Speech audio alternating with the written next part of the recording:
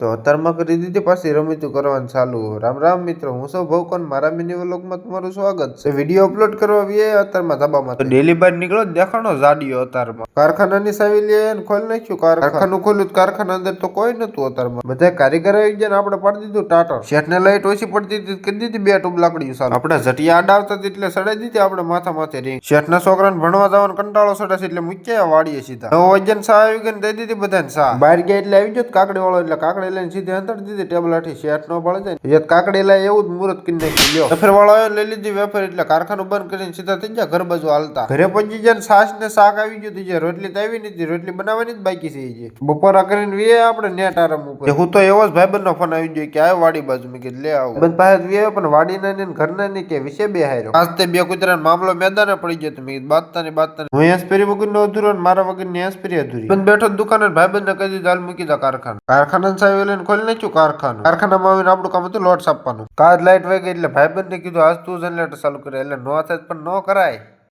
કારખાનામાં એટલે શેઠ આપી દીધો લોટી કે મારી દો ને ભાઈબંધ નો ટોપો પહેરીને કે હવાન પાર નહીં થમાતો. જે તેમ બોલી રહ્યો કે ભાઈબંધ નો ટોપો હતો ને લઈ જાઓ. એમ હાથ પડે કે ખબર જ નહીં પડતી. પાડી દીધો આપણે પાછું મશીન નું ટાટર. શટર ને મારી દીધું તાળું મારીને 2 ભાઈ પાછા નીકળી ગયા ઘર બાજુ. પહોંચી જાય પહેલી તો ગોદડા જેવો કોર. ભાઈ જાત ભઠ્ઠી ચાલુ હતી. આ વિડીયો અમારો અહીંયા પૂરો થાય છે એટલે ભાગો.